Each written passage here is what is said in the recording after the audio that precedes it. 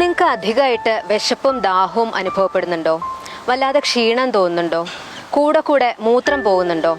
ഇത്തരം ലക്ഷണങ്ങൾ നിങ്ങൾ കാണുന്നുണ്ടെങ്കിൽ തീർച്ചയായിട്ടും ഈ വീഡിയോ നിങ്ങൾ കാണുക. നിങ്ങൾക്കത് ഉപകാരപ്പെട്ടേക്കും. ഞാൻ doctor Sunitha, Kottakkal Ayurvedashala ayurvedic hospital and research സെൻറ്ററിൽ മെഡിക്കൽ ഓഫീസറാണ്. എല്ലാ വർഷവും നവംബർ 14 ലോക പ്രമേഹ ദിനം അഥവാ വേൾഡ് ഡയബറ്റിസ് ഡേ ആയിട്ട് ആചരിച്ചു വരുന്നുണ്ട്.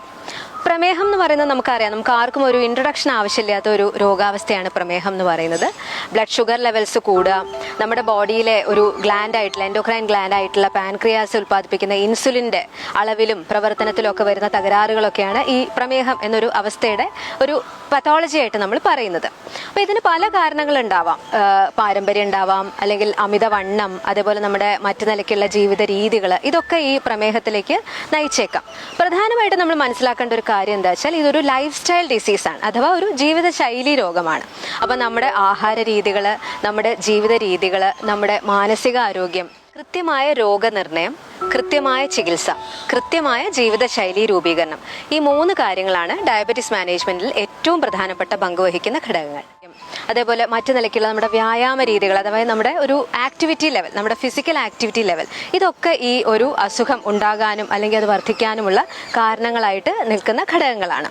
അപ്പോൾ പ്രമേഹത്തിന് തന്നെ പല അവസ്ഥകളുണ്ട്, അഥവാ സ്റ്റേജസ് ഉണ്ട്. ഇപ്പോൾ ഒരു പ്രീ ഡയബറ്റിക് സ്റ്റേജ് ഉണ്ട്, അതായത് പ്രമേഹം മുഴുവനായി മാനിഫെസ്റ്റ് ചെയ്തിട്ടില്ല, ഒരു പ്രീ ഡയബറ്റിക് ആയി നിൽക്കുന്ന അവസ്ഥ.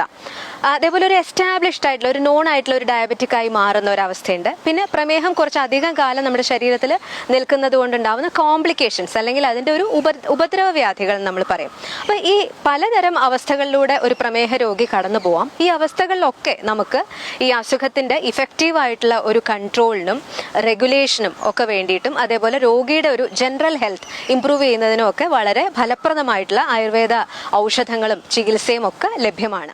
പലപ്പോഴും ആയുർവേദ ചികിത്സ കൂടി ഈ ഒരു ഡയബറ്റിക് പേഷ്യൻറ്റിൻ്റെ ട്രീറ്റ്മെൻറ്റ് ഉൾപ്പെടുത്തുമ്പോൾ അത് കുറച്ചും കൂടി കംപ്ലീറ്റും കോംപ്രിഹെൻസീവും ആയിട്ട് വരുന്നതാണ് നമ്മൾ കാണാറ്.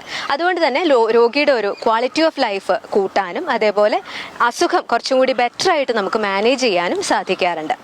ഈ വർഷം വേൾഡ് ഡയബറ്റിസ് ഡേയുടെ ഒരു തീം എന്ന് പറയുന്നത് breaking the boundaries, bridging the gap എന്നുള്ളതാണ്. അതായത് എല്ലാ അതിർത്തികളും എല്ലാ തടസ്സങ്ങളും ഭേദിച്ച് സമൂഹത്തിലേക്ക് മുഴുവൻ ഈ പ്രമേഹ ചികിത്സയുടെ ഗുണഫലങ്ങൾ എത്തിക്കുന്നതിൻ്റെ ഒരു പ്രാധാന്യത്തെക്കുറിച്ച് ഓർമ്മിപ്പിച്ചുകൊണ്ടാണ് ഈ ഒരു പ്രമേഹ ദിനം നമ്മളിലേക്ക് എത്തുന്നത്.